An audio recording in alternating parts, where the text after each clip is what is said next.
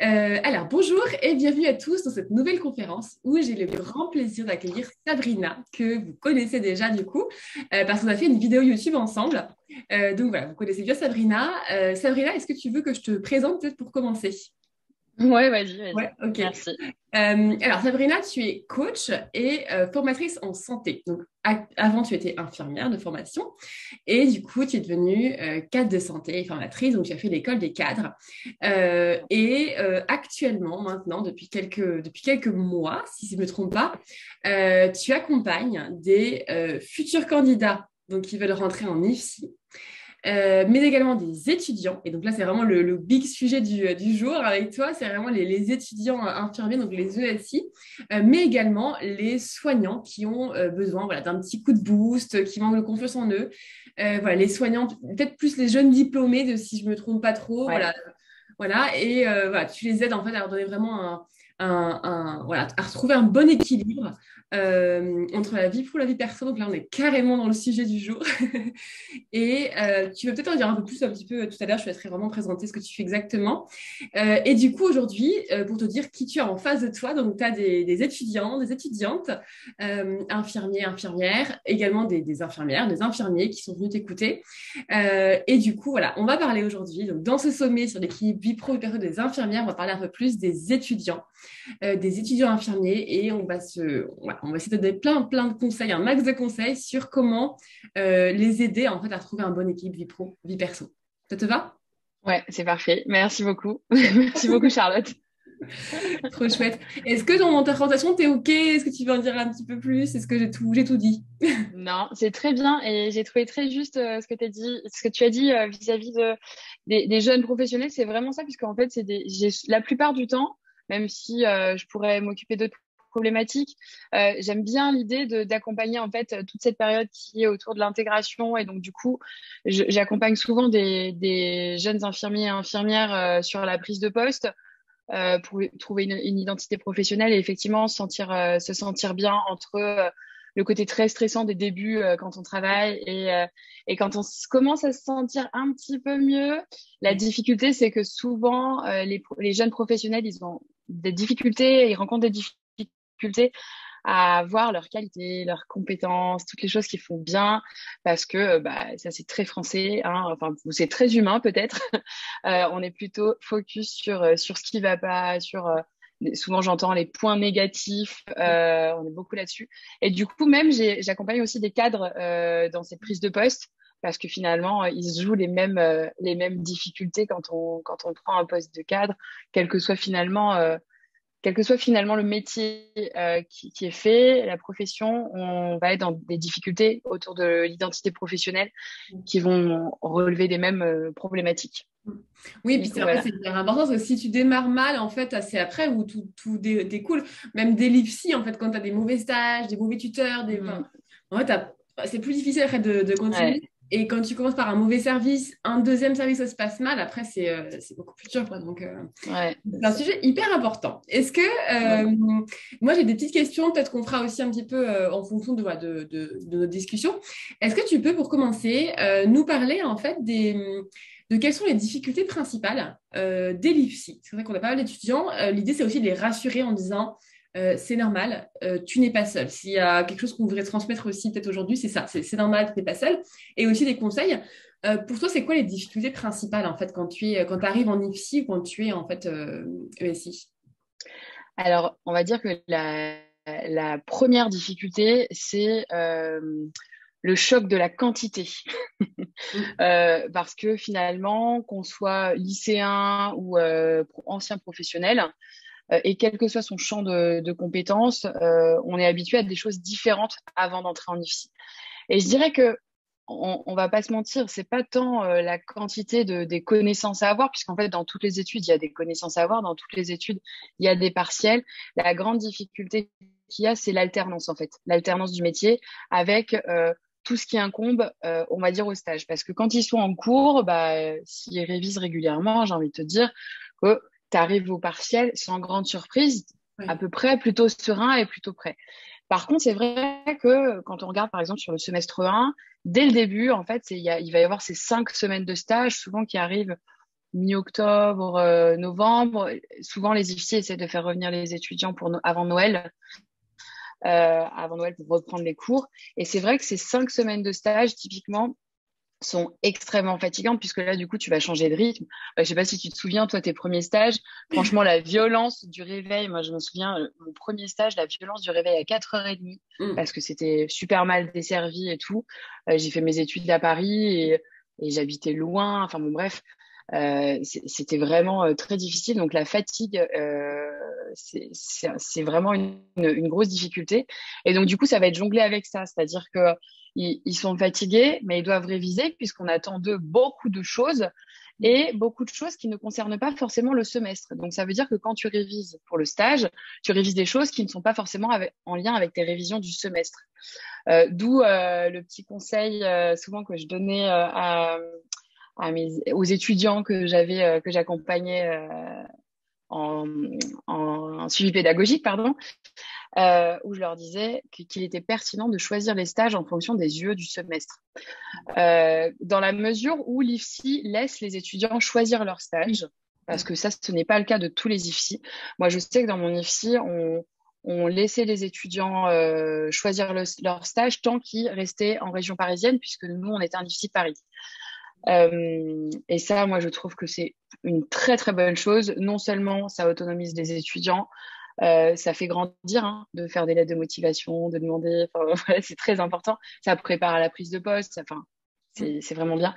Et honnêtement, on va pas se mentir, ça aide aussi beaucoup l'IFSI parce que aujourd'hui, on est dans une conjoncture où il est extrêmement difficile de trouver des stages, des terrains de stage certifiés, bien traitants. Enfin, tu vois, tout le package. Parce que trouver des stages, la coordinatrice de stage, elle bosse d'arrache-pied, elle va trouver des stages, c'est pas la question. Néanmoins, pas sans mal, hein, mais néanmoins, il reste quand même intéressant que pour l'étudiant qui, par exemple, qui fasse travailler son réseau, s'il peut être pistonné, mais qu'il soit pistonné, parce que souvent, les étudiants me disent, ah, ben quand même, je vais pas utiliser le piston. Tu sais, tu as une espèce de croyance, de culpabilité. Ouais, c'est ça. Autour de, bah non. Et là, mais je leur disais, mais pardon, mais, mais foncez. Vous connaissez quelqu'un à la direction des soins d'un hôpital, mais foncez, faites un stage là-bas. En plus, bah, c'est sûr que quand tu viens de la part de quelqu'un, on va pas se mentir, tu es quand même toujours mieux traité. Tu vois, enfin, il y a quand même quelque chose qui se joue autour de ça. Et donc, c'est sûr que si on peut éviter le stage où t'es pas super bien accueilli, eh ben, faut foncer. Et donc, le fait de trouver ces stages va permettre aux étudiants du coup, d'orienter la typologie de stage. Et donc, par exemple, autant au semestre 1, il est intéressant de faire un stage plutôt auprès de la personne âgée, par exemple, parce qu'il y a toute la compétence 3 au semestre 1 qui est autour de ces soins-là. Donc, c'est vraiment ultra pertinent avec des connaissances avec des connaissances sur la douleur, sur la prise en soin des gestes quotidiens. Enfin, voilà. Donc, toutes ces choses-là, ça va être hyper intéressant.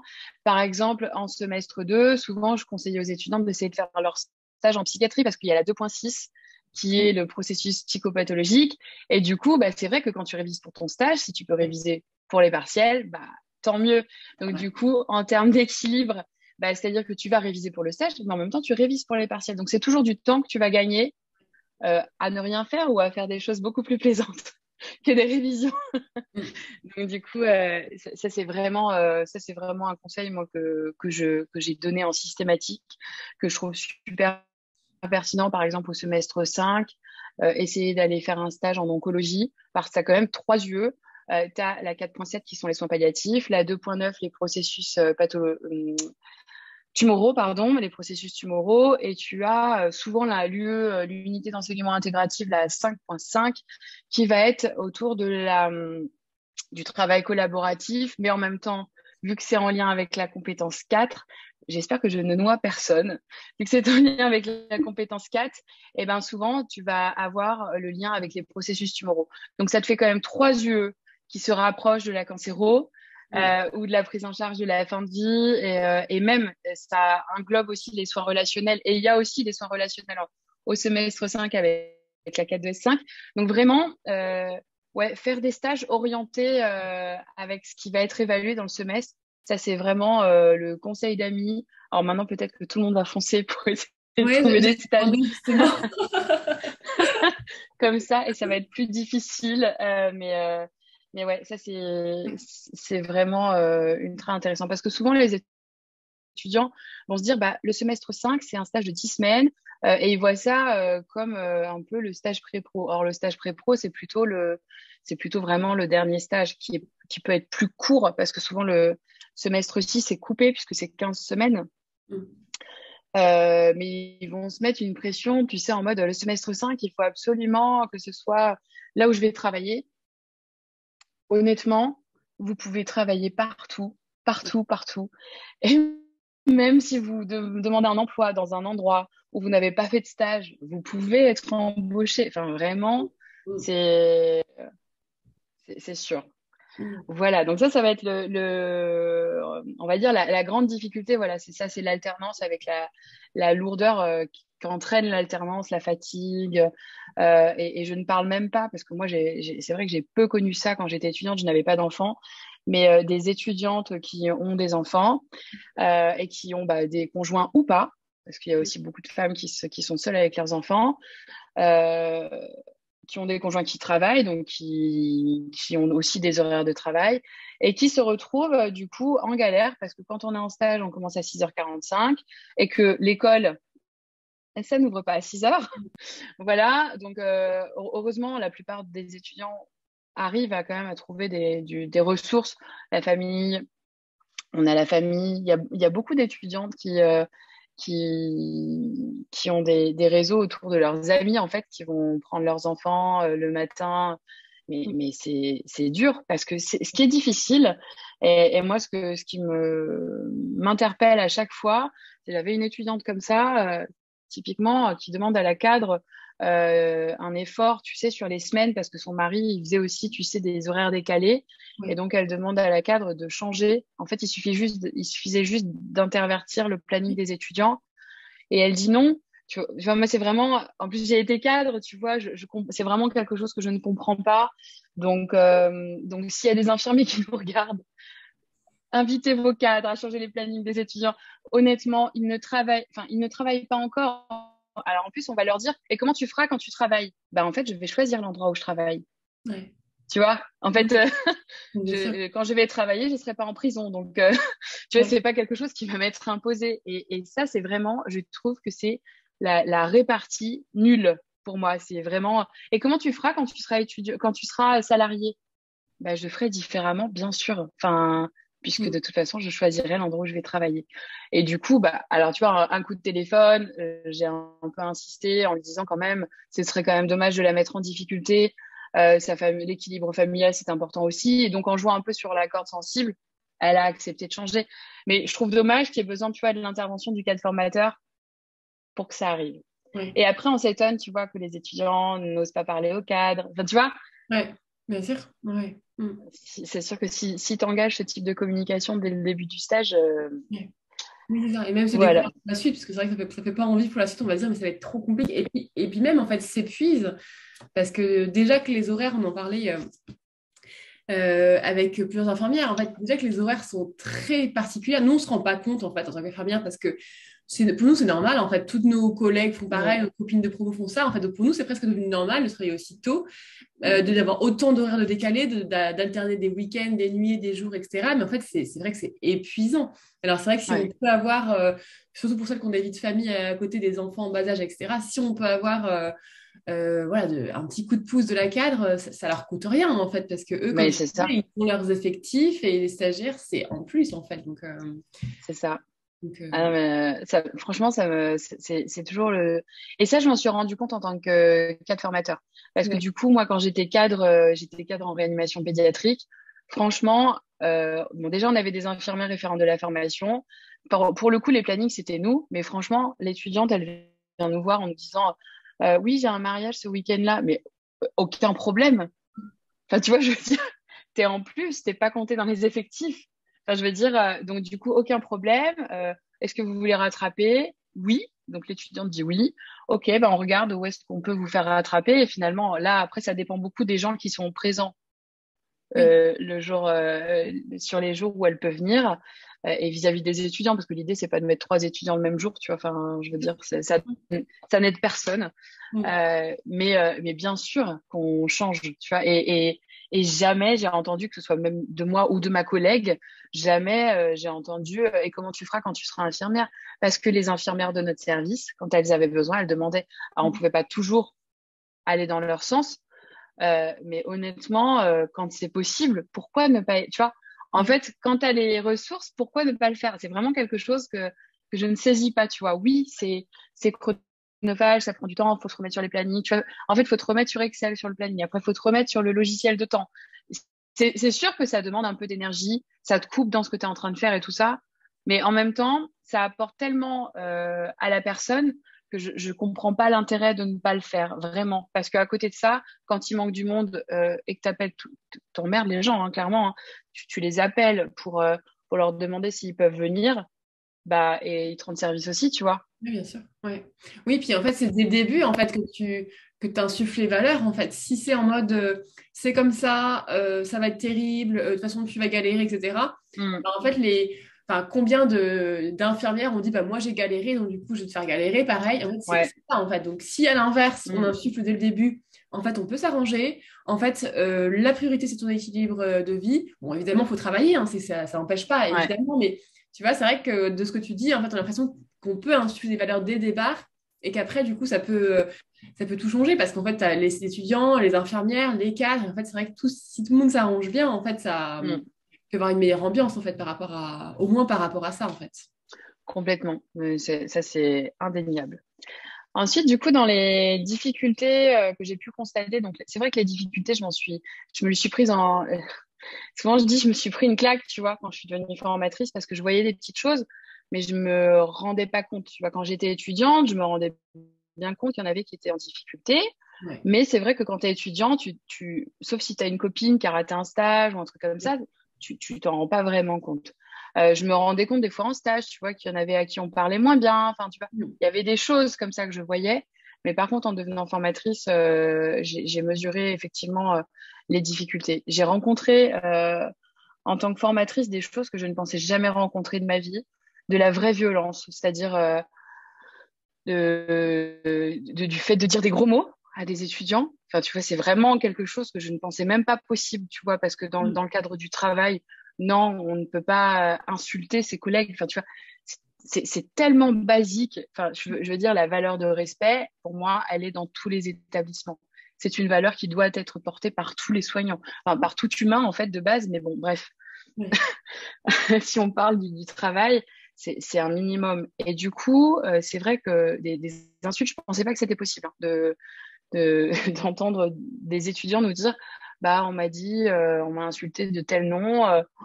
Et franchement, quand t'entends ça, tu dis, non mais c'est pas possible. Enfin, tu vois, on est dans un autre monde. C'est pas, enfin, t'hallucines en fait quand t'entends ça. Et enfin, tu vois. Et quand on le sait, c'est choquant, mais on le sait. Et en fait, on ne sait pas tout. Mm. Donc, du coup, c'est ça qui est très questionnant parce que je pense qu'il doit y avoir, en gros, allez, 20% des violences qui sont. Alors là, c'est 20%, c'est un chiffre que je sors moi-même, hein. Mais alors, avec un petit bémol, c'est que typiquement, par exemple, moi, mes étudiants me disaient très facilement dès qu'ils étaient en difficulté, mais parce que c'était vraiment quelque chose pour lequel j'insistais Ouais. dès le premier rendez-vous de suivi pédagogique. Ouais. Je leur disais, mais très clairement, ce que je ne sais pas, je ne peux pas le deviner et je ne pourrai pas vous aider. Donc vraiment, et ça c'est très important, et je leur disais aussi, si vous m'en parlez, moi je respecterai toujours votre choix, c'est-à-dire que quand il se passe une difficulté en stage, l'étudiant donc va en parler et il peut y avoir trois choses. Soit tu aides l'étudiant en sous-marin, c'est-à-dire sans que l'équipe soit au courant. Tu l'aides et là, bah, c'est comme ça que j'ai fait ma formation de coaching. C'est que je me suis rendu compte que quand tu donnes des conseils, ça fonctionne pas, alors qu'il faut que l'autre trouve sa solution par lui-même. Donc du coup, voilà, c'est comme ça que j'ai fait ce DSU et que j'ai accompagné différemment les étudiants. Donc, il y a le fait de les aider, de les faire travailler sur leurs croyances limitantes, de les faire travailler sur les actions qu'ils pourraient entreprendre. Et Ouais. ça va tout changer, honnêtement. Ça change tout parce que quand tu leur dis, vous pouvez dire ça, vous pouvez dire si, c'est facile, hein. Bah, moi, ça y est, je suis adulte, Oui. Mm. j'ai confiance en moi, je sais ce que je vaux. Enfin, tu vois, ils se jouent des choses complètement différentes. Donc ça fonctionne pas. Il y a aussi le fait d'intervenir. Il y a le fait d'intervenir de façon frontale. J'ai eu à le faire une seule fois parce que là, c'était pour le coup des insultes et des choses comme ça. Là, c'était trop grave, tu vois. Là, Ouais. là, dans ce genre de cas, il faut y aller. Et donc là, c'est t'appelles le cadre, tu demandes un rendez-vous et t'y vas et c'est un entretien à trois. La plupart du temps, on va pas se mentir, ça ne s'arrange pas. C'est-à-dire que soit l'étudiant finit par se mettre en arrêt maladie parce que ça reste trop pesant. Et là, c'est vrai que c'est pas juste parce que du coup, tu vois, il peut pas forcément valider son stage parce qu'il n'a pas fait le Oui. 80% de temps de stage.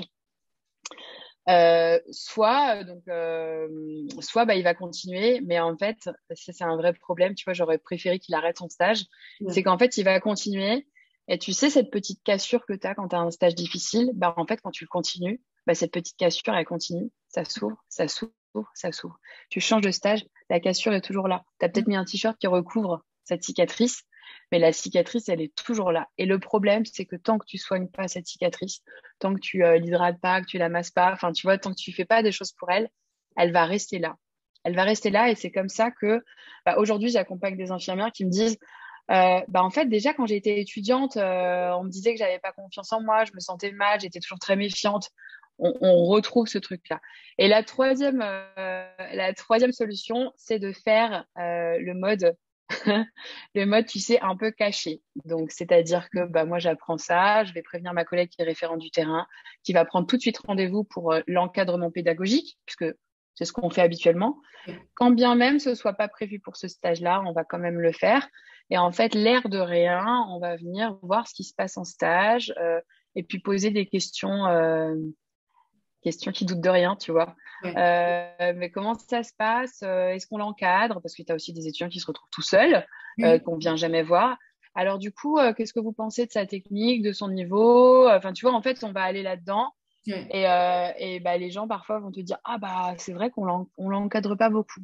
Et puis du coup, en tant que formateur, tu peux dire, vous savez, c'est très important pour sa formation. Ils ont besoin de votre expertise, ils ont besoin de vos connaissances. Ouais. Et donc, le fait de valoriser le travail du tutorat va bien aider. Et ça soulève un problème qui ne relève pas spécialement des étudiants, mais qui relève de l'hôpital en général. C'est qu'en fait, quand tu accompagnes un étudiant, ce n'est pas valorisé. Ce n'est pas valorisé financièrement et ce n'est pas valorisé. Tu n'as pas, je sais pas, des points en plus sur ta feuille d'évaluation. Éventuellement, tu peux avoir un commentaire qui dit Mhm. que tu accompagnes des étudiants. Mais c'est un vrai problème. Pour moi, c'est un vrai problème. Quand tu vois dans d'autres pays, par exemple au Canada ou aux États-Unis, où en fait les gens qui accompagnent les étudiants ont une prime. Bah, mine de rien, si on mettait ça en France, je vais te dire que les tuteurs, ils seraient bien plus bienveillants puisque Mhm. ça engagerait une évaluation, tu Mhm. vois, forcément, pour évaluer le niveau de satisfaction du stage et ça changerait tout. Je pense que ça changerait beaucoup de choses Mhm. pour le bon vécu des stages. Bien Mhm. sûr, des personnes malveillantes, il y en a toujours eu, elles seront toujours là. Enfin, je veux dire, ça arrivera toujours. Mais je pense que ça a amélioré la situation. Et puis, en fait, ça valoriserait le travail que la majorité des tuteurs font et des professionnels de santé. Parce que là, on parle de ce qui ne va pas, mais il y a aussi des gens extraordinaires sur le terrain, des gens qui donnent du temps. Moi, j'ai halluciné. Tu vois, tu viens voir l'étudiant. Et la nana, en fait, elle revient sur son jour de repos pour rencontrer quatre formateurs. Franchement, moi, j'hallucine. Et quand j'apprends, ah, mais vous auriez dû me le dire, on aurait changé le jour, tu vois. On peut intervertir les rendez-vous. Et puis, elle me dit, bah non, ça me semble normal de venir. Je trouve qu'en termes d'engagement, c'est magnifique, tu Ouais. vois. Mhm. Ah C'est ouais. magnifique parce que honnêtement, je ne sais pas si je serais revenue sur un jour de repos pour voir la formatrice.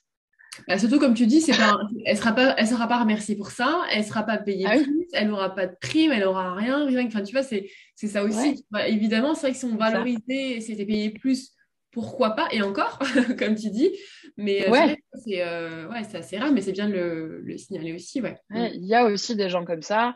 Il y a aussi des personnes, tu sais, quand ils sentent l'étudiant en difficulté, et ça, c'est exactement ce qu'il faut faire.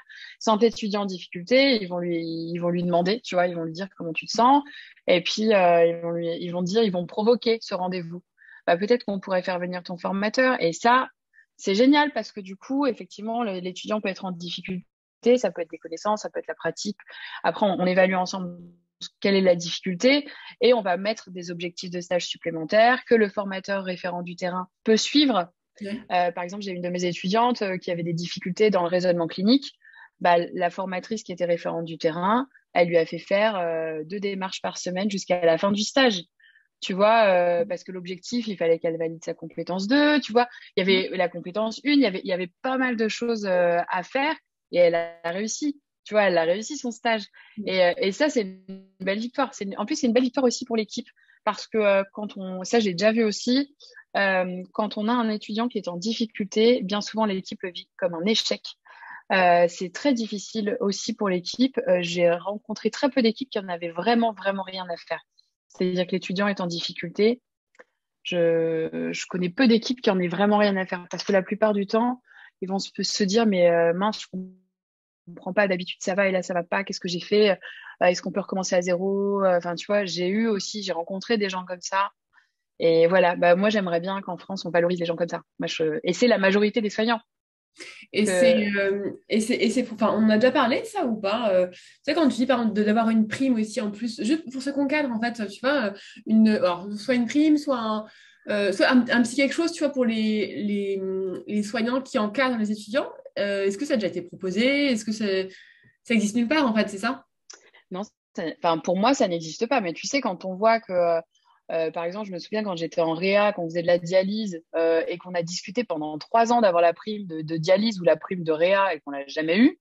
Hmm. Enfin, tu vois, il y a quand même, il y a quand même un truc comme ça à l'hôpital qui fait qu'on a quand même du mal à avoir ce qu'on veut. On va pas se mentir, hein, nous les infirmières. On pourrait être, parce que souvent, moi, je me rappelle, tu sais, des anciennes cadres qui disaient, oui, vous vous battez pas assez par rapport à une ancienne génération.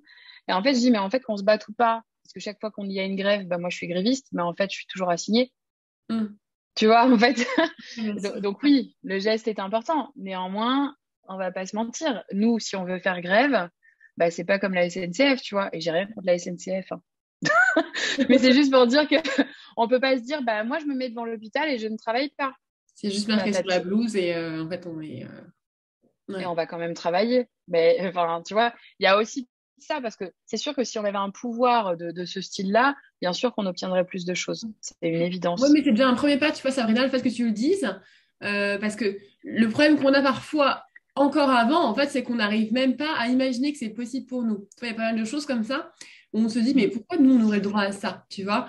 Par exemple, des séminaires d'équipe, des trucs, tu vois, qu'on pourrait nous offrir. En fait, on n'y pense même pas parce que pour nous, c'est tellement impossible que, tu vois, alors qu'à force déjà de poser les choses, de dire, en fait, Ouais. une personne qui encadre les étudiants pourrait avoir, tu vois, comme quand tu es IDEC, comme quand, enfin, tu vois, comme quand tu es bed manager ou je ne sais trop quoi, tu as un truc en plus, en fait, tu as un rôle en plus, tu vois, mais le fait déjà de le dire, Mm. de le poser, bah là, toutes celles qui nous écoutent, celles et ceux qui nous écoutent, ils vont commencer à cogiter, à en parler, etc., tu vois, et à force de, ça va devenir quelque chose de national où après on se dira, ok, c'est pas normal, tout le monde est ok et tout le monde, tu vois, le dit, et puis après, ça va pas tout de suite, mais évidemment, par petits pas, Ouais. ça avance. Mais Ouais. j'espère. Après, c'est vrai que la législation, elle est en notre défaveur pour ça, puisque dans le Code de la santé publique, il y a bien que dans les actes, il y a le fait d'accompagner les étudiants. En gros, ça fait partie du boulot. Sauf que ce qui n'est pas vu, c'est que comparé à 2004 ou comparé à il y a encore avant, quand on prenait en charge les étudiants, quand on a accompagné ces étudiants, c'est que la conjoncture de l'hôpital n'était pas la même.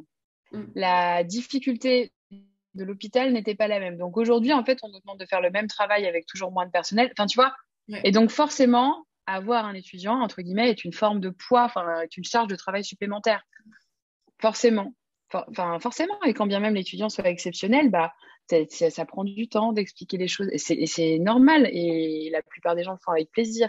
Mais Mm. bah, c'est toujours en plus. Ouais. en plus de ton travail. Donc bon, voilà, ça Posé. À réfléchir. Ouais. Après, il y a d'autres difficultés que j'ai rencontrées que je connaissais pas forcément aussi avant. C'est la précarité financière. Mm. Ça, c'est vraiment quelque chose que j'ai constaté avec des étudiants qui n'ont pas d'argent même pour aller manger, qui Mm. doivent aller travailler tous les jours. Enfin, tu vois, tous les soirs, ils vont travailler de nuit, ils vont travailler les week-ends pour payer leur loyer. Euh, ça c'est, tu vois, ça me fait toujours quelque chose parce que moi, je devais travailler, mais je devais travailler pour aller boire mon coca avec mes copines, tu vois. Ouais. Je devais pas travailler pour me payer mon toit au-dessus de ma tête et me payer mes 15 balles de course par semaine, tu vois. Donc, donc ça fait mal quand même parce que tu vois, tu rencontres des gens très motivés et qui sont en difficulté Mm. comme ça. C'est vraiment difficile parce qu'en plus, du coup, ça réduit vachement le temps ce genre d'étudiants. Alors, il y en a qui réussissent très, très bien, hein, mais la plupart, en fait, ils vont avoir des rattrapages. Du coup, c'est du stress en plus. Tu vois, tu as la fatigue du travail, mais tu as du stress en plus. Enfin, Mm. tu as plein de petites choses comme ça. Et Et pardon, oui, excuse-moi. non, Vas-y, non, vas-y. je t'en Non, prie. non, mais je pensais à l'accompagnement justement de ces personnes-là. Mais est-ce qu'ils sont bien accompagnés? Mais du coup, finis si tu veux sur ta, sur ta lancée. Ah, non, non, bah, mais très, très bien. Non, mais tu as raison. Ces personnes-là, alors dans mon IFSI, on les envoyait toujours auprès de nos secrétaires administratifs qui étaient extraordinaires, tu vois, de connaissances Mm. et de tout faire pour que les étudiants vivent bien. Tu vois, elles connaissaient mais, toutes les bourses possibles, toutes les aides possibles, Ouais. vraiment. Et donc, du coup, par exemple, bah, moi, quand j'apprenais qu'un de mes étudiants était en difficulté, j'allais la voir. Et elle me dit, oui, oui, on est sur le coup, on a lancé ces 3 aides, on a lancé ces 3 demandes d'aide, on est en attente. Mais par contre, c'est vrai qu'à un moment donné, c'est limité. C'est-à-dire que tu demandes des aides, mais déjà, ça n'arrive pas Mm. maintenant. Et du coup, c'est assez frustrant finalement quand tu sais que tu as un de tes étudiants qui est en difficulté pour ce genre de choses. Mm. Ça fait mal quand même hein, de te dire que bah voilà, il y a des étudiants qui galèrent à s'acheter à manger, quoi. Mm. Enfin, Mm. voilà. Après, bah, bien sûr, j'ai envie de dire, c'est représentatif de la population générale. Hein, c'est pas propre à cette formation. Donc, il existe des aides. Il faut demander de l'aide. En fait, finalement, moi, j'ai envie de dire que tu vois, là, on est en train de faire un échange qui va aboutir toujours à ça, demander de l'aide. Demander de l'aide. Et en fait, quand bien même on demande de l'aide et qu'on nous dit non, et ben, en fait, demandez encore de l'aide à quelqu'un d'autre. Il y aura toujours quelqu'un sur votre chemin qui va vous aider. Et ça, c'est primordial à comprendre. Vraiment, c'est fondamental. Si on ne demande pas d'aide, on ne peut pas être aidé. Mm.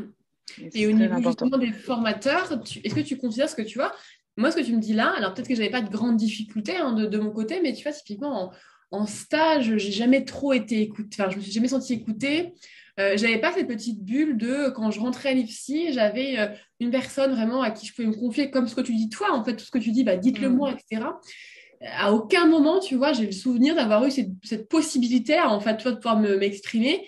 Euh, est-ce que du coup, est-ce que c'est partout pareil? Est-ce qu'ils ont vraiment le temps, les formateurs? Est-ce qu'ils sont vraiment formés pour ça, pour accompagner justement cette partie plus, on va dire, plus perso, en fait, tu vois, sur l'équilibre justement vie perso? Mm.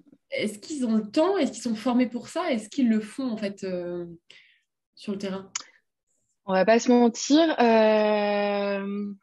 Je dirais que, en tout cas, dans l'IFSI ou dans lequel j'ai travaillé, c'était quelque chose qui était important et qui était porté oralement par la direction.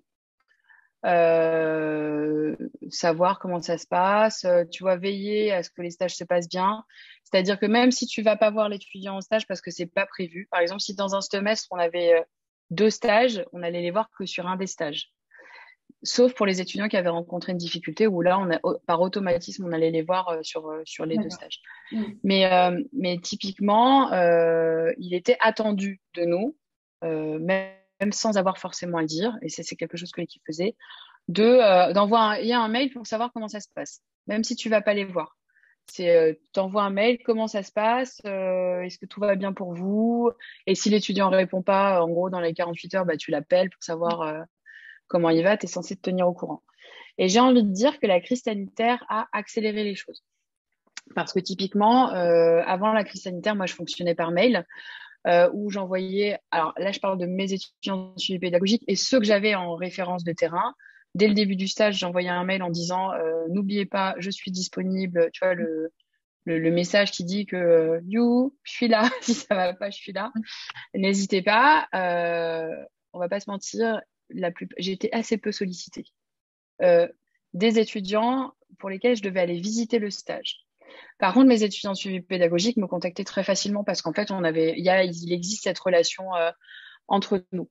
Oui. Et avec la crise sanitaire, il s'est passé d'autres choses parce que typiquement, ça nous a rapprochés. Ça nous a éloignés physiquement, mais moi, je dirais quand même que ça nous a rapprochés dans la relation parce que je les avais très souvent au téléphone. Enfin, on était dans un autre style de relation qui a amené finalement plus de proximité. Par exemple, j'ai ouvert un groupe WhatsApp, donc du coup, ils avaient mon numéro perso, sachant que c'est marrant parce que souvent d'autres formateurs, de mon IFSI ou pas, hein, me disent ah bon, ils ont ton numéro perso, mais zéro étudiant n'a abusé de ce numéro de téléphone. Aucun ne m'a appelé pour rien ou pour m'alerter pour rien, tu vois, ou pour des choses qui pourraient attendre ou qui pourraient passer par mail. J'ai été appelée, sur la centaine d'étudiants qui avaient mon numéro de téléphone, j'ai été appelée 2 fois pour des difficultés de stage. Donc, tu vois, c'est pas, ils n'exagèrent pas. Néanmoins, on a aussi le droit à la déconnexion et on n'est pas censé, tu vois, travailler de cette façon-là. Je dirais que c'est pas une obligation d'être en lien comme ça avec le numéro de téléphone, avec le perso. Mais les mails, c'est en tout cas une voie pour moi incontournable, tu vois. C'est-à-dire que envoyer un mail à ces étudiants de suivi pédagogique pour leur souhaiter un bon stage, tu vois, c'est une évidence. Ça coûte de source. Non, je j'allais sais qu'il y dire, en a qui le font pas. ça coûte rien, mais moi, enfin, j'ai jamais eu ça, quoi. Tu vois? Et je pense pas qu'on soit beaucoup à avoir vécu ça, à partir en ayant un message de quelqu'un en disant, t'inquiète pas, je suis là, n'hésite pas si besoin. Moi, ça me dit rien. Tu vois, je pense pas, j'ai aucun souci de ça. J'avais un nom, tu sais, sur la fiche de stage, là, un nom de ma formatrice. Un numéro, bon, encore moins. Enfin, ça devait être le. Après, le portable, comme tu disais, c'est pas du tout obligatoire. Donc, je pense que c'était. Il n'y avait pas de Covid à ce moment-là. Donc, c'était le numéro, je pense, de notre IFSI avec son portable, tu vois. Mais il n'y a pas eu cette démarche de vraiment, n'hésite pas, etc. Sachant que, comme tu dis, quand tu pars en stage, le premier, tu as 6 semaines de formation. Moi, j'avais 18 ans à peine, tu vois. Tu étais un bébé, tu arrives comme ça et tu te dis, mais à qui je vais pouvoir confier tout ce que je vis qui est hyper difficile? Et vous savez, moi, je me rappelle pas d'avoir eu cette bulle, en fait, ni au début, ni à la fin, où je connaissais mieux ma référente, tu vois. Et je pense que je suis pas une exception, je pense. Je pense qu'on est nombreux, tu vois, à partir et à même pas savoir, en fait, si j'ai un problème, je le dis à qui, en fait, tu vois, à qui je m'adresse, en fait. Et du coup, je garde mes problèmes et comme tu parlais tout à l'heure de cicatrices, je garde tout ce que je vis. Et en fait, après, du coup, je le traîne. Et puis, j'ai quelques années de diplôme, mais j'ai toujours cette souffrance-là en moi, tu vois. Mais du coup, c'est beau de se dire que ça existe, en fait. Ça existe, mais je crois que des fois, les gens n'ont pas l'idée de le faire. Ah je ouais, pense qu'il y a beaucoup chez les formateurs, beaucoup de gens, enfin la plupart des formateurs, je dirais, sont bienveillants et ont envie d'aider. Mais certains, je pense, tu vois, doivent être. Et ça, je l'ai rencontré. Tu sais, j'étais quand même dans un grand groupement universitaire, donc je voyais beaucoup de formateurs avec des gens qui me disaient, non mais attends, je vais pas faire ça quoi. Je dis, pourquoi tu le ferais pas? Tu vois, parce que c'est du temps en plus. On va pas se mentir, c'est du temps en plus. C'est du temps en plus. Tu vois, la veille du stage, à 22h, j'envoie un message sur WhatsApp. J'envoie un message sur WhatsApp avec un gif marrant en disant ça va aller. Enfin, tu vois, en leur envoyant Beyoncé. mais bon, après, c'est un truc qui est instauré entre nous. Mais ça me semble, tu vois, ça me coûte très peu. Tu vois, ça me coûte très peu pour avoir beaucoup de bénéfices. Du coup, c'est vrai que ça me gêne pas. Néanmoins, je dirais qu'effectivement, tu as tout à fait raison. Ce n'est pas la norme. Ce n'est pas la norme, mais je pense beaucoup dû au fait de ne pas avoir l'idée. Et pourquoi vous n'avez pas ce temps de prévu? Toi, tu parles de ça à 22h la veille. Et pourquoi vous n'avez pas une journée, je sais pas, la veille de stage, de prévu en fait, une journée, même, je pense que ça prend peut-être 2 heures grand max. Deux, bah, c'est prévu que là, dans votre planning, vous n'avez pas de cours, vous n'avez pas de formation, vous n'avez rien. C'est dédié au départ de vos étudiants en stage, quoi. Et on vous laisse Bah, le temps pour écrire vos mails, etc., quoi. alors ça, on le faisait, bien sûr, on faisait la préparation de stage. La préparation de stage, jusqu'à avant 2020, c'était préparation des objectifs de stage, on pouvait échanger. Et puis à partir du moment où j'ai fait mon DSU de coaching, et il y a eu la crise sanitaire en même temps, et ben en fait j'ai monté un projet dans mon IFSI avec mon amie Rachel qui a fait aussi le DSU comme moi, euh, sur la préparation de stage et sous forme de développement personnel. Donc, en fait, on faisait des exercices de coaching. La difficulté, donc, c'est que c'est chaque formateur avec son groupe de suivi pédagogique. Franchement, moi, je me suis éclatée. Je sais bien que parfois, mes étudiants, ils ont peut-être pas forcément super aimé un exercice, mais par contre, ça nous a vachement rapprochés. Tu vois, on a fait beaucoup Mm. d'exercices. Enfin, tu vois, on a pleuré, on a ri. Tu vois, on a fait des exercices, même des trucs tout bêtes. Tu vois, exercice d'inclusion, on se fait écouter la musique qu'on aime le plus. Bah, en fait, des fois, cette musique-là, elle est liée à des choses qui sont très difficiles ou pas. Et du coup, on a partagé beaucoup, beaucoup de choses. Et ça a renforcé le lien dans le groupe. Et tu vois, je pense que ça participe à cette bulle et à cette sécurité. Néanmoins, il y avait des étudiants dans l'IFSI qui se disaient mécontents de cette préparation de stage parce que je pense que bah, tous les formateurs ne sont pas coachs. C'est un peu les limites. Et que bah, quand tu fais il y a des personnes qui ont, tu vois, moi je pense que j'étais coach avant d'être coach. Quand j'ai fait ma formation, j'ai appris des outils, j'ai appris un peu le questionnement, il y a des choses que j'ai appris, mais j'étais déjà dans cette posture bienveillante de non sachant, enfin tu vois, j'étais déjà là-dedans. Et je crois que tout le monde n'a pas cette posture-là de façon innée en fait. Et c'est pas voulu de mal faire les choses. C'est que bah, quand tu es dans un exercice avec les étudiants, ou je sais pas, par exemple, on faisait ça aux premières années, je trouvais ça génial. Première année, premier stage, avant le départ, il y avait un des exercices où on leur faisait s'écrire une lettre. Vous êtes à la veille de votre départ en stage. Écrivez vos rêves, vos espoirs, la façon dans quel état d'esprit vous êtes aujourd'hui. Et cette lettre, on va leur rendre, elle sera rendue, puisque du coup, je sais pas moi qui vais pouvoir leur rendre, mais elle sera rendue au dernier regroupement en troisième année. Ah ouais. Tu vois, moi, Mm. du coup, je trouve que tu vois, on fait des choses qui, Mm. émotionnellement, quelque part, on les oblige à coucher sur le papier, les questionnements, le stress, les espoirs, et tout ça. Bah, enfin, je pense que tu le sais, parce que tu as le même style de formation. C'est que bah, tu le sais bien que l'écrit, c'est salvateur et que l'écriture, bah, ça fait du bien et c'est cool de poser les choses à l'écrit parce que c'est un peu se délester d'un poids. Donc, typiquement, pour partir en stage, bah, c'est intéressant. On faisait aussi avec les deuxièmes années, c'est comme ça qu'on a démarré ce projet. J'ai fait faire aux deuxième année un exercice qui s'appelle le show doudou. Je sais pas si tu connais ça.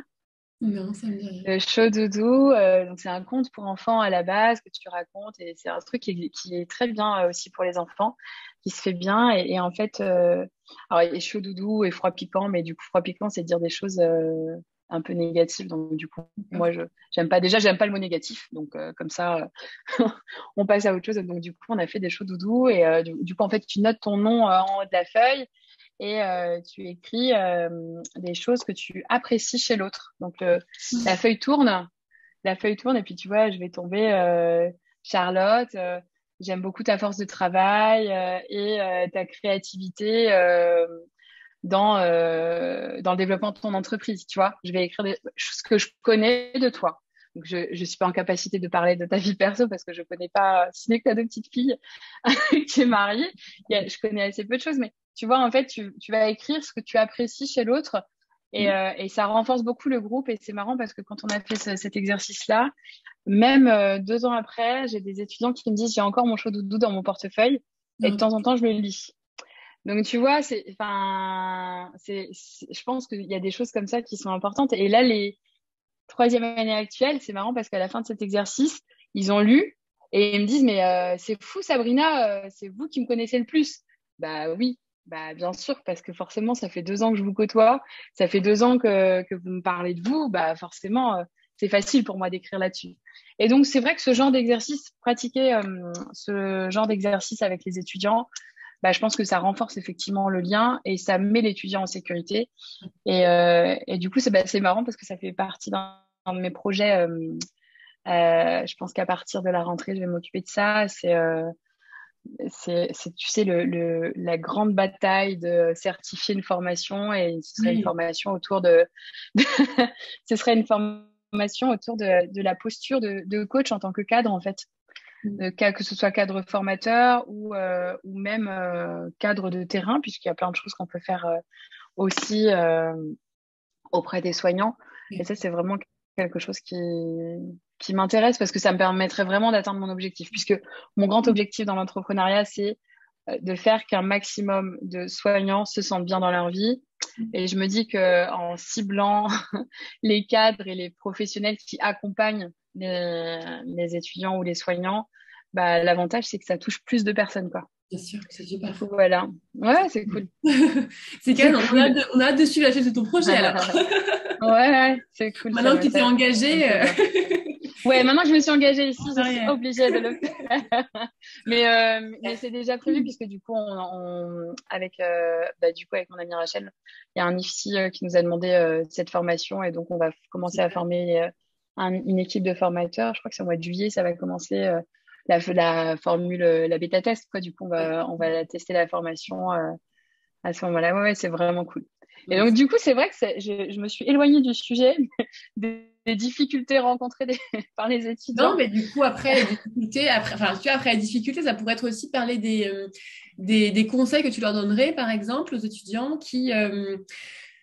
alors déjà, c'est bien parce que tu vois, ça donne quand même de l'espoir. C'est-à-dire, il y a des personnes qui vont prendre soin des cadres et les aider en fait à mieux accompagner. Donc déjà, je trouve que c'est quand même de l'espoir. Donc c'est super ce que tu me partages. Mais tu vois, peut-être en termes de conseils, qu'est-ce que tu dirais pour des étudiants là, qui nous écoutent, qui se disent, OK, comment moi, là, je suis à l'IFSI, par exemple, comment je fais pour mieux m'organiser niveau pro-perso, tu vois, mieux gérer mon temps. Typiquement, on parle des partiels qui arrivent où c'est le gros rush juste avant.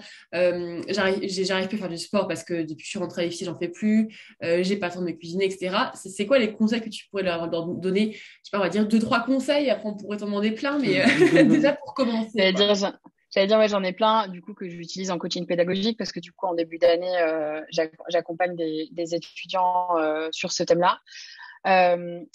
Alors, vraiment, c'est marrant parce que quel conseil on peut avoir pour s'organiser? Ce serait tu vois, le conseil général, ce serait s'organiser. Mais ça veut tout dire, rien dire. S'organiser, c'est-à-dire, demain, c'est ma rentrée, où là, actuellement, je me sens un peu dépassée. C'est prendre ton planning. Je leur conseille de prendre leur planning et de noter tout ce qui est obligatoire pour eux.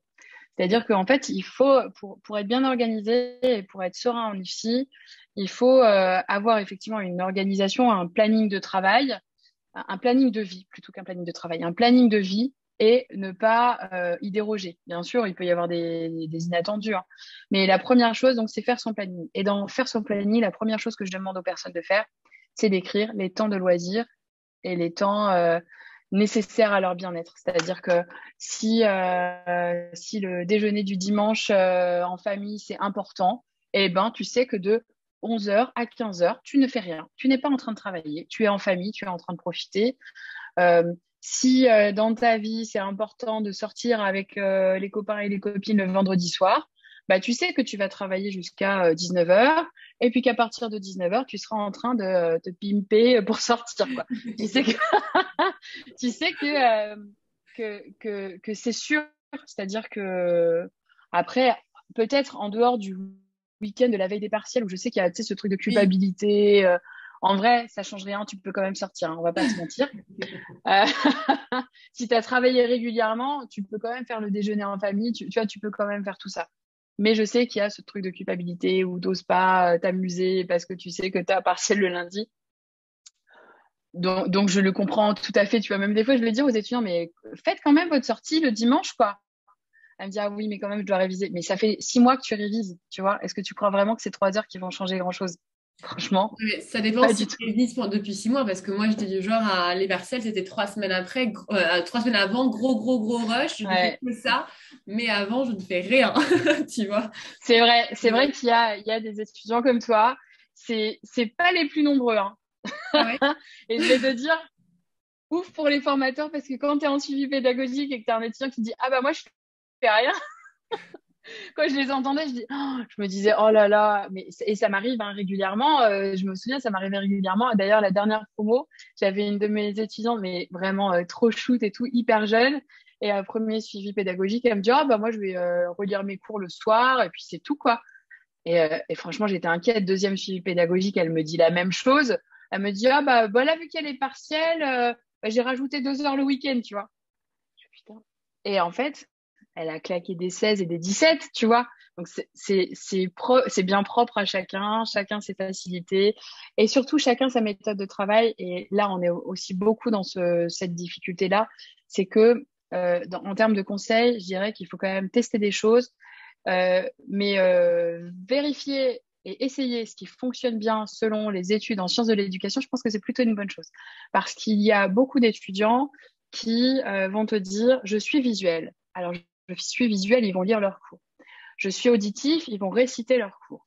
En vrai, dans la vraie vie, les études scientifiques disent que les étudiants qui réussissent, ils peuvent être visuels ou auditifs ou kinesthésiques, quelque part finalement on s'en fiche. Ceux qui réussissent sont ceux qui démultiplient les voies de l'apprentissage. C'est-à-dire que, et là c'est the conseil de coaching pédagogique. Euh, pour travailler, en fait, quand on veut apprendre quelque chose, il faut avoir son cours, faire son cours. Tu vois, tu sais, quand tu l'as, ton cours de fac, tu as 160 slides, déjà, tu as envie de... J'ai envie de décéder quand tu vois les 160 slides. Donc, du coup, tu regardes tes 160 slides et donc tu réduis ton cours, tu le travailles. Ça, c'est une première étape que tu es obligé de faire, comme si tu le fichais. Une fois que tu as fiché ton cours, en fait, tu vas avoir les éléments importants, tu vas mettre des titres. Et en fait, pour apprendre, tu vas faire une première fois, effectivement, tu vas le lire, tu le retournes et en fait, tu vas écrire les titres pour te rappeler de ton cours. Tu vas écrire les titres. Ça, c'est le premier passage. Donc, du coup, tu vas faire une petite croix. C'est ce qu'on appelle la méthode des J. Je ne sais pas si tu connais. Donc, ça va être. Il suffit juste de regarder sur Internet. La méthode des J, c'est une méthode d'apprentissage de révision. Donc, tu vas faire une petite croix parce que du coup, tu te rappelles de tes titres du cours. 2 jours après, par exemple, si tu fais la méthode J0, 2, il y a plusieurs façons de le faire. Après, il faut trouver celle qui convient le mieux. Deuxième fois, tu vas reprendre le cours et donc tu vas en fait cacher ton cours et puis toi, sur une feuille blanche, tu vas écrire les grands titres et les principales notions que tu as retenues. Donc là, tu feras une deuxième croix. C'est la deuxième fois que tu passes sur ton cours. Et en fait, ainsi de suite, comme ça, tu vas faire travailler en fait la mémoire. Donc ça, c'est une première chose. Quand tu fais ça, effectivement, tu travailles l'œil et tu travailles le kinesthésique puisque tu écris, tu vois, enfin, tu es là-dedans. Il y a une autre chose, et ça, c'est l'étape qu'il faut absolument, en tout cas à mon sens, valider pour être sûr que tu as bien appris et bien mémorisé, c'est d'être en capacité de se le raconter. Alors moi, quand j'ai personne sous la main, tu vois, par exemple, pour mon déjeu, je racontais à mon mur. Et puis quand mon mari arrivait, je racontais à mon mari. Donc, quand je racontais à mon mur, je m'enregistrais sur mon téléphone. Et après, quand j'étais dans ma voiture, mon fils, il était très content d'écouter ça. On écoutait ce que maman enregistrait la veille. Donc, donc après, quand j'étais dans ma voiture, j'écoutais ce que j'avais enregistré en vocal. Et donc, tu vois, j'écrivais, je mémorisais, j'écoutais ce que j'avais enregistré, je l'ai parlé et je l'ai expliqué à quelqu'un. Le fait de démultiplier ces voies de mémorisation et d'apprentissage va faire que effectivement, tu vas apprendre plus facilement et surtout plus durablement. Ça, c'est vraiment, on va dire que si on veut vraiment bien faire, on est dans cet idéal-là. Et là, moi, quand je te dis que j'ai raconté ça à mon mari, mais quand j'étais étudiante, je faisais ça avec mes copines. Mm. Donc, il y a cette façon de faire là. Il y a effectivement le planning, donc je reviens un peu dessus, le fait d'écrire les choses importantes, incontournables. Ça va être important de les noter et de les banaliser et sans aucune culpabilité, il faut faire ces choses-là puisqu'elles sont nécessaires à la bonne mémorisation, elles sont nécessaires au bien vivre en formation, elles sont nécessaires en fait à tout, à la gestion du stress. Tu vois, quand on parle de stress, pour ne pas être stressé, bah, il faut avoir des temps de loisirs. Donc, c'est vrai que si tu les annules, bah, comment veux-tu ne pas arriver stressé au partiel? Bah, tu vois, c'est un peu CQFD, quoi. Tu vois, c'est la boucle. C'est sûr que si tu ne mets pas ces éléments-là dans ta boucle de travail, c'est difficile d'être épanoui. Euh, Dans ton planning, en fait, tu vas aussi noter les temps de transport, les temps où tu es à la maison, les temps où tu es en cours, les temps où tu sais que tu peux réviser. Et en fait, une chose va être importante, ce sont les aérations entre les temps de travail. C'est-à-dire qu'en sciences de l'éducation, il y a la boucle de l'attention explique que à partir de 20 minutes, tu baisses ton attention. Donc, quand tu rentres dans une session de révision, à partir de 20 minutes, tu commences déjà à ne plus être concentré. Donc, moi, je conseille toujours aux personnes de travailler maximum 30 minutes. Après, quand on est sur le mémoire, je comprends que ça engage plus de temps, mais du coup, je conseille de varier les activités. Ça peut être regarder une vidéo sur YouTube sur le thème, ça peut être lire un article. Regarder une vidéo et lire un article demande moins de concentration et moins d'activité cognitive que d'être en création, en écriture. Donc, du coup, c'est de diviser et d'échelonner ce temps-là. Tu fais, donc l'étudiant, il va faire un temps de travail de 30 minutes.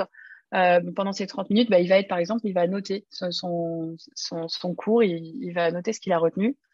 Et en fait, toutes les 30 minutes, il faut s'arrêter au moins 5 minutes, s'aérer, se lever, sortir de la maison, promener le chien, peu importe si c'est 10 minutes, c'est 10 minutes, peu importe, tu vois, s'aérer. Et je conseille même un petit truc en plus. Ça, je l'ai pas lu dans les études scientifiques, mais que j'ai vu que ça fonctionnait, c'est changer de place dans la maison, si c'est possible. Alors, je sais bien qu'il y a des étudiants qui sont dans des chambres, mais par exemple, on était au bureau pendant une demi-heure. Bah, quand on va revenir de s'être aéré ou de, je sais pas, ça peut être aussi avoir été sur Instagram. Si c'est ça l'aération des gens, moi, je conseille plutôt de sortir. Mais s'il pleut à torrent et qu'on ne veut pas sortir, je le comprends aussi. Il faut juste réussir à se remettre au travail. Dès que ça va être changé de place, bah, peut-être qu'il faut aller sur le lit. Pour regarder des vidéos sur YouTube, tu peux bien être allongé sur ton lit, tu vois. Pour écouter le cours que tu as enregistré, pour t'écouter sur ton dictaphone, tu peux être allongé sur ton lit, tu peux être assis sur ton lit, tu peux être assis par terre, enfin, tu vois. En fait, changer de position va remettre à chaque fois dans une forme de dynamisme pour se remettre au travail. Et du coup, c'est vrai je trouve qu'on se met plus facilement au travail. Après, il y a des petites applications qui sont pas mal. Je sais pas si tu connais, Charlotte, l'application Forest. Ouais, sur le temps, sur Oui, combien de temps du travail et du coup tu plantes des arbres, je crois, quand tu tiens ouais. ton timing, ouais, c'est Et du sûr. coup, tu ne peux pas aller sur ton téléphone parce que si tu vas sur ton téléphone, eh ben, du coup, tu vas arrêter la croissance de l'arbre. Euh, et du coup, ça c'est intéressant pour ceux qui ne savent pas ne pas regarder le téléphone. J'aurais Ouais, plutôt tendance à dire que quand tu es assis au bureau, téléphone, à c'est côté. 4 mètres plus loin, quoi. Tu vois, Ouais. Mm. c'est pas à distance des bras. Parce que clairement, on va pas se mentir, tu vois, régulièrement, les gens vont te dire, bah, c'est pour regarder l'heure. Bah, t'as l'heure sur ton ordinateur. Ouais. Non, mais c'est un réflexe en fait. Clairement, c'est un réflexe. Tu regardes et puis tu vas sur TikTok et après t'es perdu. Non, Tu te mais réveilles une demi-heure après, quoi. bah, c'est ce que j'allais dire. En fait, c'est le problème de ce genre d'application. Mais c'est pareil pour Instagram. Quand tu commences à regarder des vidéos, tu peux rester 1 heure à regarder des vidéos comme ça. C'est vraiment terrible. Ouais. Ouais. C'est vraiment terrible. Et donc, du coup, c'est vrai que pour ceux qui y arrivent, se dire, bah, pendant 30 minutes, je ne regarde pas mon téléphone, je suis à fond dans le travail, tant mieux.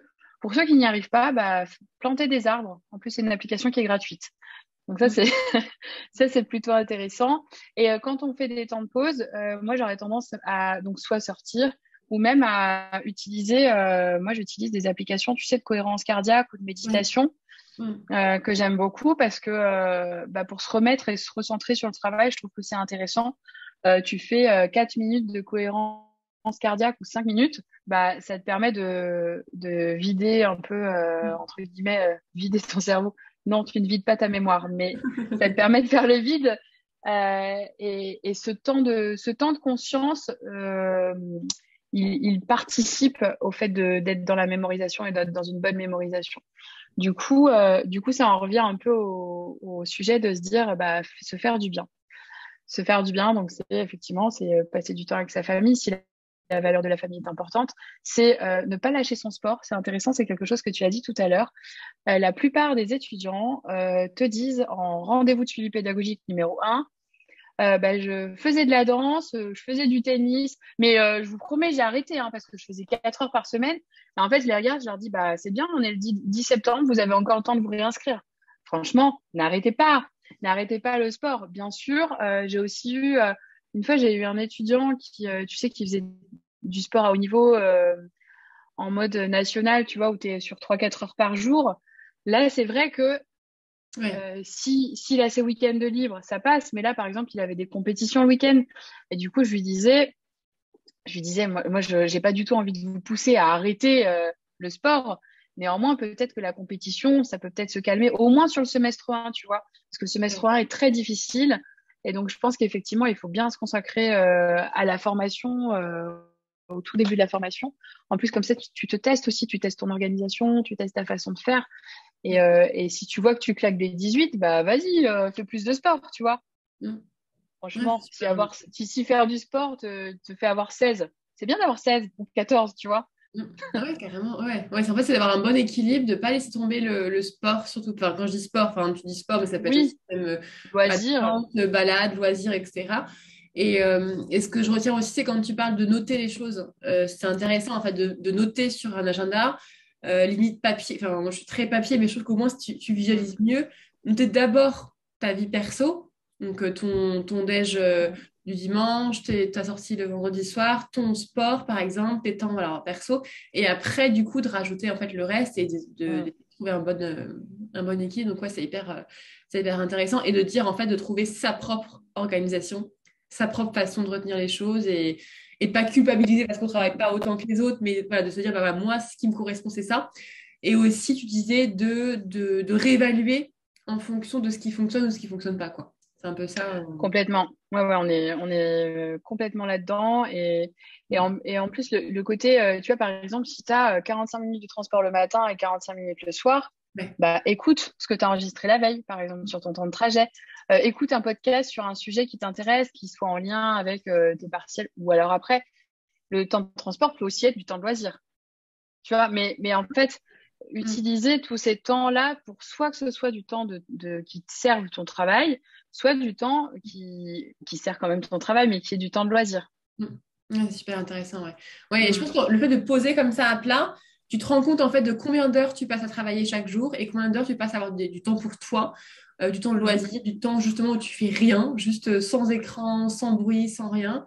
Et donc, ouais, c'est super, super intéressant. Est-ce que tu as le temps, Sabrina, d'un petit dernier conseil pour la fin? un, un- un ultime conseil pour. Alors, ça peut être même du pro, du perso, pour les étudiants. C'est quoi la chose que tu aimerais leur transmettre? Alors, quand je dis conseil, ça peut être, je sais pas, un truc que tu aimerais leur transmettre, en fait, s'ils pouvaient retenir une chose. Du coup, si j'avais un grand conseil, enfin, tu vois, un truc. Enfin, c'est moi qui ai décidé que ce serait un grand. Toi, tu m'as demandé le dernier conseil. Moi, j'ai envie de dire, c'est quelque chose que je répétais beaucoup. D'ailleurs, je l'ai dit tout à l'heure. Ce que vous ne dites pas, on ne le sait pas, donc on ne peut pas vous aider. Et donc ça, c'est vraiment quelque chose qui pour moi est primordial. C'est tout à fait en lien avec l'équilibre vie professionnelle et vie personnelle. C'est-à-dire que à la moindre difficulté, alors je dirais qu'à la moindre difficulté, on va réfléchir, identifier ses émotions, identifier ce dont on a besoin. Ça, c'est une première chose. Néanmoins, quand on est coincé, ne pas rester seul, parce que ça, c'est extrêmement important et c'est en lien avec les difficultés qu'on rencontre avec certains étudiants, c'est l'isolement. Donc, se faire aider et demander de l'aide. Demander de l'aide, c'est vous êtes en stage, c'est demander de l'aide au formateur qui est référent du stage, au formateur qui vous suit en suivi pédagogique, à vos parents, en fait. Des fois, on n'y pense pas, mais à vos parents. Alors là, avec la difficulté que les parents, enfin moi j'imagine bien si mon fils a eu des difficultés, tu vas tout de suite dire qu'elle est méchante. Tu vois, t'as un petit côté un peu comme ça. Mais je dirais plus que quand on demande de l'aide à ses parents, c'est se sentir rassuré, c'est se retrouver, retourner chez eux le temps d'un week-end et recevoir ce qu'on appelle de la sécurité affective. un bon repas, un film en famille. Enfin, voilà, retrouver en fait des choses qui vont vous nourrir affectivement. Je trouve que c'est extrêmement important. Et voilà, ça c'est vraiment le grand truc, c'est chercher de l'aide. Ça peut être vos collègues de promotion, parce que vos collègues de promotion, ils peuvent aussi vous conseiller justement de parler aux formateurs. Il y a régulièrement des étudiants qui vont prévenir qu'un autre étudiant est en difficulté. Donc en fait, c'est vrai qu'en parler, quelle que soit la personne à qui vous en parlez, ça ne peut être que bénéfique. Donc vraiment, si je vous conseille quelque chose, c'est voilà, c'est demander de l'aide. Demander de l'aide. Alors, je sais que vous n'allez pas forcément dire j'ai besoin d'aide, mais ça peut être je suis en difficulté. Et je suis en difficulté. Derrière, on peut aussi vous poser la question comment est-ce que je peux t'aider? Et en fait, bah, j'ai besoin de quoi? De sécurité. J'ai besoin que vous interveniez en stage pour voir comment ça se passe, l'air de rien. J'ai besoin de conseils. J'ai besoin, tu vois.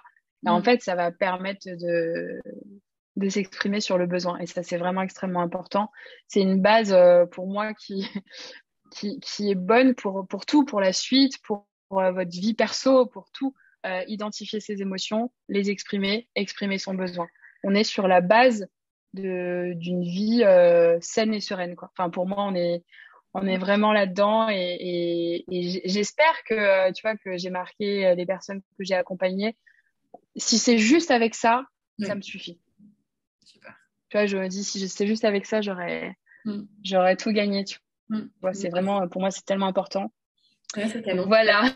C'est un beau message et c'est vrai que c'est une pierre que tu poses dès le début et après qui va te servir comme tu sais pour la suite en fait. Donc c'est vrai que c'est une habitude à prendre et j'espère vraiment que vous l'avez entendu et que vous allez vous dire ok en fait maintenant je pense à demander de l'aide, demander des choses. Même tout à l'heure on parlait de lieu de stage en fait. Si je connais quelqu'un, je demande en fait. C'est vraiment je demande et j'apprends aussi après à reconnaître mes besoins pour après voilà, respecter ça et avoir un meilleur équipe de vie, quoi. Donc, un grand merci, Sabrina. Merci beaucoup. Tu as donné plein de rien.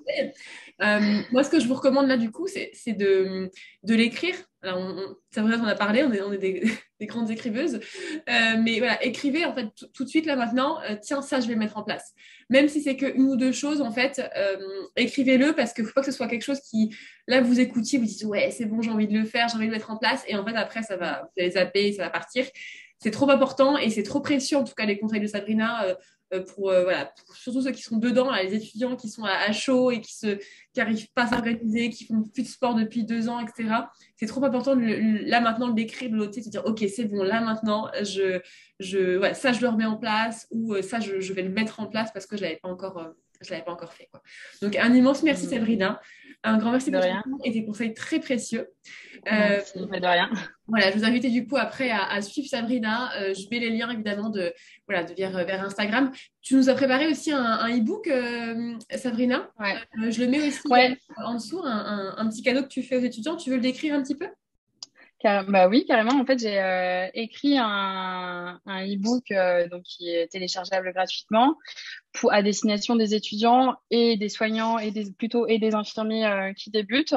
Qui s'appelle développer la confiance en soi. Je prends confiance en moi avec des exercices de coaching en fait qui sont plutôt autour de l'écriture puisqu'en fait on va poser des choses. Il y a un test de personnalité aussi qui est effectué dans l'e-book.